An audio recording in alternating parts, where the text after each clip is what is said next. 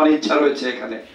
এই কারণেই 53 বছরে আজ পর্যন্ত আমরা সাংবিধানিক সংস্কারে হাত দিতে পারি নাই, রাজনৈতিক বৈষম্য দূর করতে পারি নাই, দলবাজি করেছি, চাঁদাবাজি করেছি, টেন্ডারবাজি করেছি, টাকার পাহাড় গড়েছি, কিন্তু জনতার কোন সরকার এবং জনগণের জন্য যে চাহিদামূলক কর্মপদ্ধতি সেটা আজও বাংলাদেশে বাস্তবায়ন করা সম্ভব হয় নাই।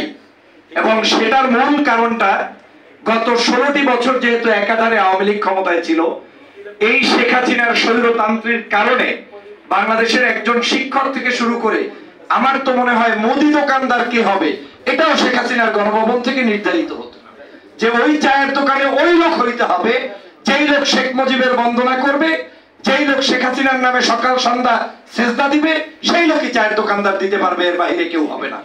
আর সে কারণেই আজকের এই যুব সমাজ ক্ষিপ্ত হয়েছে। আপনি বিবেকের কাছে প্রশ্ন তুলুন, আমরা যারা অন্তত পক্ষে বাংলাদেশের আমাদের সিনিয়র নাগরিকরা এখানে উপস্থিত আছেন, ওনাদেরকে শ্রদ্ধা রেখে বলতে চাই যে আজকের এই যুব সমাজ কখন নেমেছে?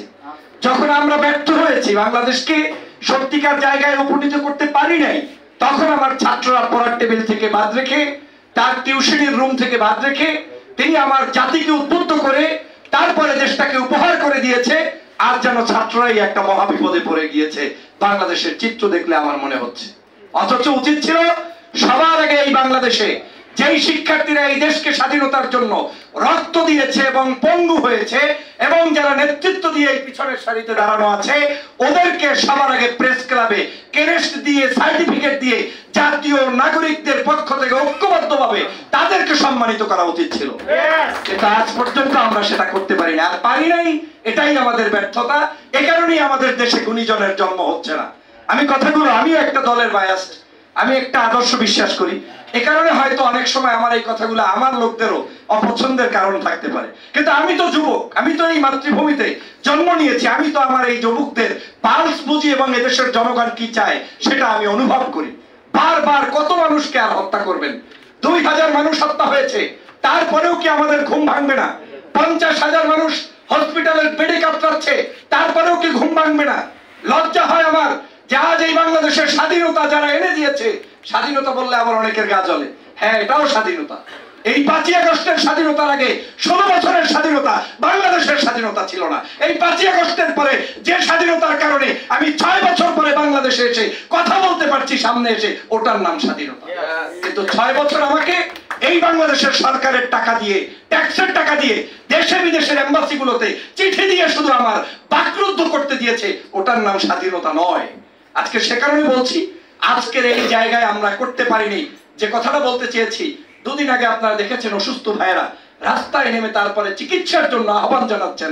বাংলাদেশের জন্য লজ্জা, যারা আমার দেশকে স্বাধীন করে দিল তার চিকিৎসার জন্য আহ্বান জানাতে হবে, এটা দুঃসাহস, মানে চরম ভাবে ঘৃণা, এটা তীব্র নিন্দা জানাই। সেটি হোক যাদের উপরে ভর করে আপনি এই স্বাধীন বাংলাদেশকে পরিচালনা করছেন, শপথ নিচ্ছেন, সেই ব্যক্তিদেরকে সবার আগে প্রথম দিন শপথ নেওয়ার পূর্বে পরিকল্পনা থাকবে মৃত্যু পর্যন্ত ওই ব্যক্তিরা কিভাবে চলবে, কিভাবে খাবে, কিভাবে সুস্থ জীবন যাপন করবে, সেই সিদ্ধান্ত নিয়ে শপথ নিতে হবে। কিন্তু আমরা সেটা করতে পারি নাই, আর পারি নাই বিধায় আগামী দিনে আপনাদেরকে টেনে নামানোর জন্য এর চাইতে ভয়াবহ কঠিন পরিস্থিতি অপেক্ষা করতে হবে। প্রিয় বন্ধুরা আমার, আমি বাংলাদেশে আর কোন দ্বিতীয় এই ধরনের মানুষের হত্যাযোগ্য সন্ত্রাসী কর্মকাণ্ড চাই না। বাংলাদেশের আগামী দিনের অবশ্যই রাষ্ট্র ক্ষমতায় এখন যারা দেশের এই রাজনীতিবিদ আছেন তারাই চালাবেন। আমি এত অ্যাগ্রেসিভ না যে আপনারা আসতে পারবেন না, অমুকরে ঠেকাও, অমুকরে বন্ধনা, ঠেকাইতে চাই না।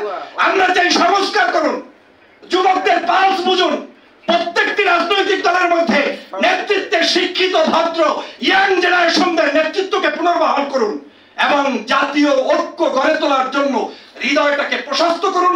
যা কিছু বলে তাতেই ভয় পাইলে হবে কেন? একটা কিছু বললেই ভাই মনে হয় আমার বিরুদ্ধে, না আপনার বিরুদ্ধে বলে নাই, আমার সেফটি সিকিউরিটির জন্য আমি কথা বলছি।